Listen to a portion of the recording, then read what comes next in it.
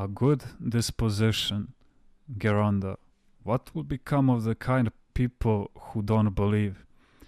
You think they don't believe? Well, let's assume they don't believe. When they were little, didn't their mother take them to church for Holy Communion? But even if they didn't receive Holy Communion when little, weren't they baptized and chrismated?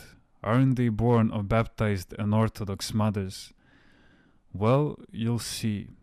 Our benevolent God will find a way for these kind-hearted people, either with trials and tribulations, with illnesses, hardships, with an earthquake, a lightning bolt, a deluge, or even some word, to bring them around and in the end to lead them to paradise. Often, perhaps, a saint or an angel will appear to such people, even though they wouldn't normally be entitled to such a great blessing. But Christ can use even this approach, having first used all the others. But do you know what frequently happens to these people?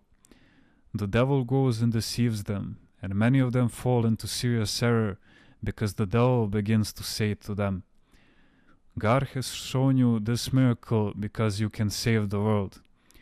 And the poor fellow doesn't say, Oh my God, how can I thank you?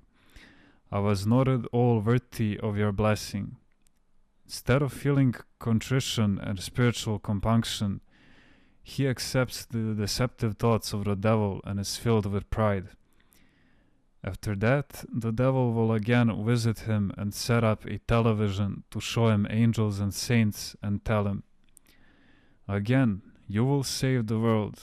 If this person comes to his senses, the benevolent God will again find a way to help him.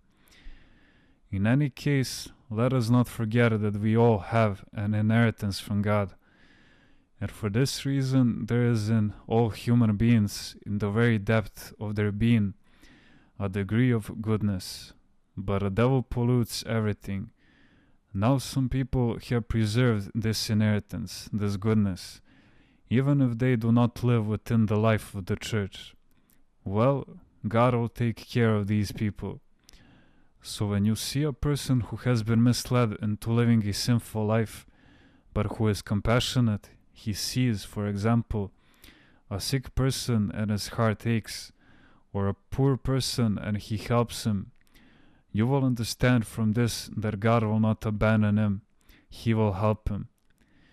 And if you see someone who has distanced himself from God, a man who is hard, cruel, and devoid of compassion, and so forth, then you must pray day and night for God to make a landing upon his heart, in order for him to make the necessary turn toward the way of salvation.